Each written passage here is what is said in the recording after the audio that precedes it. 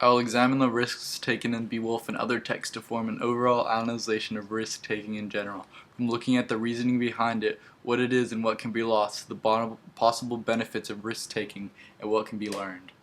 Risks are situations in which the outcome is not certain, and in most cases the odds are not in the individual's favor. Risks can result in tremendous rewards as well as devastating losses.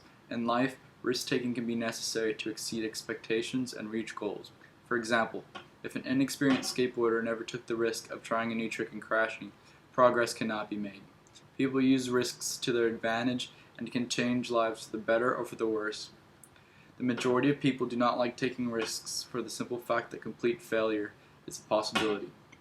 However, the hero in Beowulf, as well as many other superheroes in other stories, and generally all around courageous people that evaluate the risks and possible failures and attempt it anyways. For example, near the end of Beowulf, a dragon they were using had escaped their dungeon. In spite of the overwhelming odds of failure, Beowulf attempted to slay the mighty dragon anyways, and in return he received the honor and glory of slaying it with the help of his friends.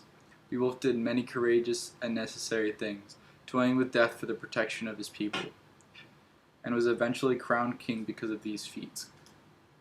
He learned that taking risks was worth the benefits it reaped. However, the dragon bit him, and the poison from the dragon was his fate. He gave his life for his people. This illuminates the decision-making of a true hero, putting his eternal soul on the line for the greater good. This is the courageous risk-taking. However, risk-taking can be taken in all different forms for all different reasons. In another passage I read, The Things They Carried, Tim O'Brien used risk-taking in a different way.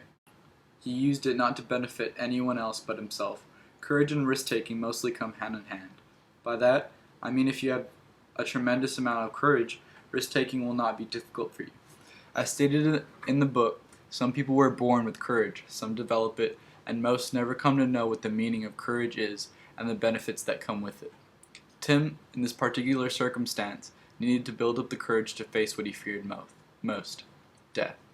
In June of 1968, the worst thing that could possibly happen to him showed up on his front doorstep. He was drafted to the war in which he hated most at only 21 years old with the rest of his life ahead of him. He used risk-taking to his advantage in a different way. After months of thinking about running away, he finally decided that taking the risk of breaking the law and fleeing from the draft would be a better choice, and that the risk of dying wasn't as present as being on the battlefield. So he took it and learned that you can't run away from your future. And after months of being a runaway, he returned to his home, and then shortly after was drafted to the war which he most hated. Risk-taking is a difficult but necessary part of any aspect of life if you wish to exceed the competition and reap great benefits, as well as risk tremendous detriments.